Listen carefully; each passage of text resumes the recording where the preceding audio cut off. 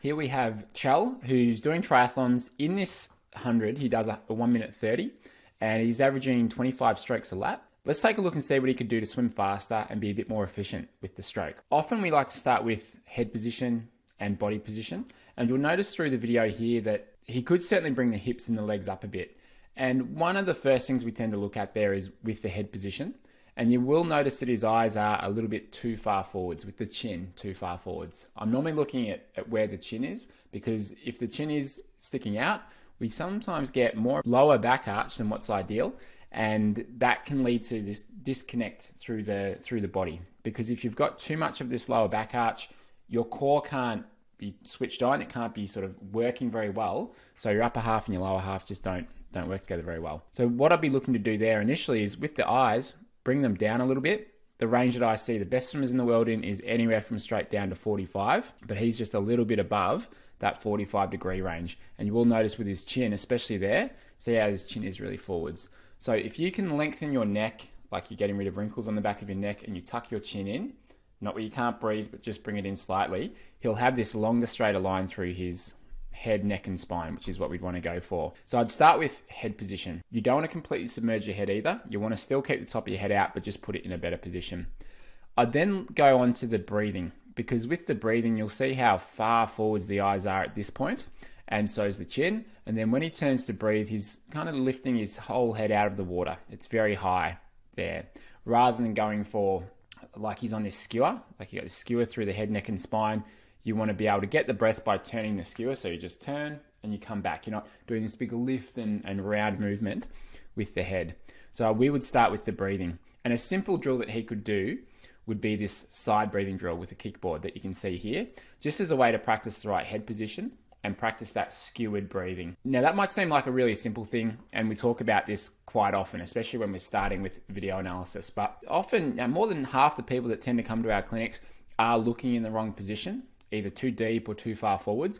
And when they do get the head position right, everything just tends to click into place a whole lot easier. So that's where we start. And it's good just to get some footage of yourself if you can, to see whether or not you're too high with your head position. Now, after that, one of the things that you might see here is if we have a look at the catch in the pool and go through it in slow motion, the catch isn't quite exactly where we want it to be in terms of it's a little bit of a dropped elbow position where we'd want to get into a high elbow catch. So if we were to draw a line from his shoulder to his fingertips at this point, his elbow is below that. So he's dropping the elbow through the catch.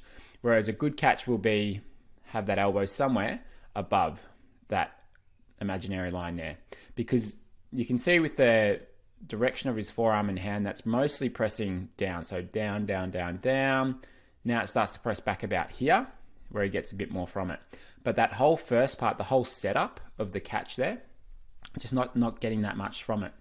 So let's have a look and see what he could do to get more from the catch on his right arm and also his left. You can see a very similar position here. What I'd start with is actually what happens when he reaches forwards. So with his entry, he enters there, reaches forwards, and finishes in this position. That's what we call the start of the catch. That's when you're about to begin the movement of the catch. You'll notice that he's got his elbow below his wrist about the same depth of his fingertips. So he's kind of dropping the elbow early on at that point. What I'd encourage him to do is lengthen, reach out further forwards so that we had the fingers below the wrist just below the elbow, basically in this straight position to begin with. And that might seem like I'm being a little bit picky with that side of things, but if you start your catch with a low or dropped elbow, it's really hard to make, it's a lot harder to make that transition to a good catch as you're going through it. So he might just need to reach out and stretch out a bit more with that right arm to begin. See the left arm as well. Kind of a similar position. The elbow's just a bit below the wrist and fingers, so he is just dropping it early on. So we'd want to start with that. Well, there's two drills that we do at clinics to help just get this position sorted. We start with front kick drill with both hands out in front, as you can see here. Then we transition to the side kick drill, then into 6-1-6 drill with that as part of the focus, making sure you've got fingers below wrist, wrist below elbow.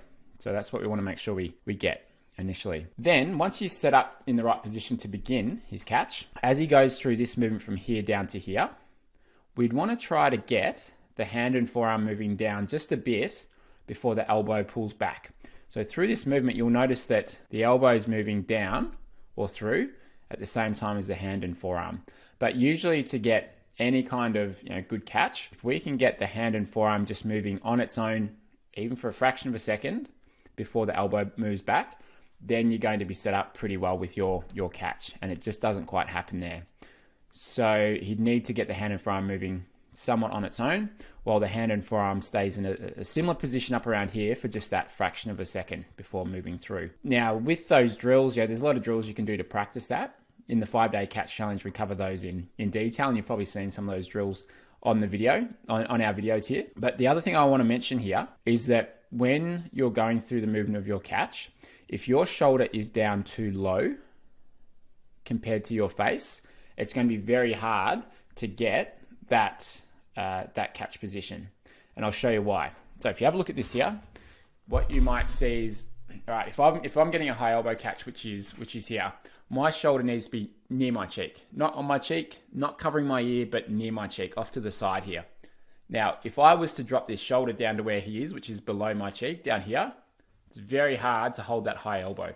The shoulder goes down and the elbow sort of follows it as you go from up here to down here. The elbow is going to drop as a result of it. So sometimes when I've seen people in a similar position as where he is here, I get them to stand up, go through that thing that I just showed you there, and just show the connection between where the shoulder is, or the depth of the shoulder, and that high elbow position.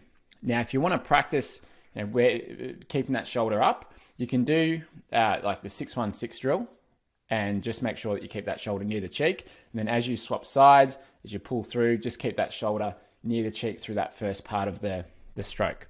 So if you're rolling your shoulders around too much, it's going to be hard to get that catch position. So that'd be the second thing. I'm going to cut to the front view just to show you what's happening here as well. Now the rotation, going a little bit too far on the side, just a bit. So if we look at his furthest point of rotation, and we've seen this across the board with a few of our most recent feedback videos here, he's going to 52 degrees through the shoulders. That's too far.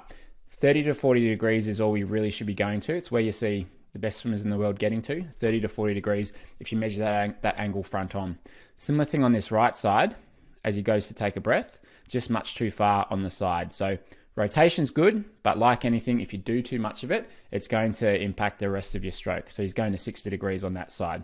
So we just want to dial down that shoulder rotation, because it's just causing him to go a little bit, like to not be able to really set up the start of the catch as well, to then go a little bit too deep early on, and it then makes it hard to get a good catch position. The other thing that this kind of ties into as well is when he takes a breath, so he turns the head at the right time here. He begins to turn his head as this hand is pulling past his shoulder. So he's pulling past his shoulder, head begins to turn, which is good.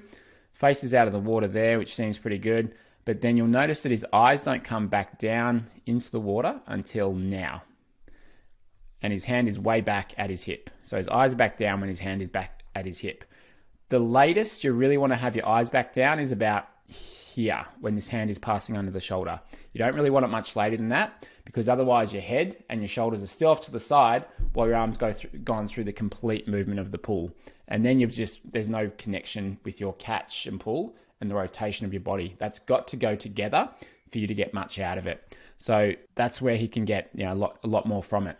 So he might just need to adjust that breathing, first of all, like his head and breathing position.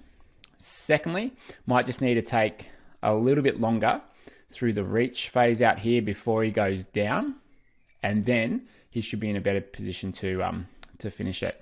But the other thing that he may need to just do here too is just finish the stroke a little bit better through this back end.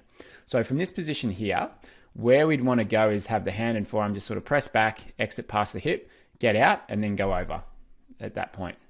You'll see from this point on, if we just go through it frame by frame, see how the palm of the hand turns in, and he's kind of just drawing the hand up and out rather than having it press back. So if you have a look at this video of Kjell Malverton, have a look at her exit out the back compared to this one here. So she's not drawing the hand out in that position. She's pressing back and then coming back over. So she's getting a lot more length from each stroke because she's finishing just past the hip, so a little bit further back, and just making sure that on the exit it ends up pushing backwards and then coming over, rather than getting drawn out a little bit too early or too short. And sometimes I find this early draw out of the hand can come from trying to recover over the water with too much of a high elbow recovery, like hand close to the body, elbow up high there. That's where it can often come from. So while you don't want to come over too wide, it's okay to let the hand be a little bit wider away from the body. Relax the hand as you're coming through and let it feel like the recovery is leading, the elbow's leading the recovery as your arm comes through. Like that's the thing that's causing you to come over the water there. So I'd keep to those couple of things to begin with. So have a look at our 5 core principles training, which I'll put below, and that'll show you exactly what order to go through things in. And that will give you that structure that you might need to be able to know where should I put my time into focusing. Because if you focus on the wrong things, it's not going to move the needle with your speed and efficiency. But if you focus on the right things at the right time and in the right order, then it can make a big difference there.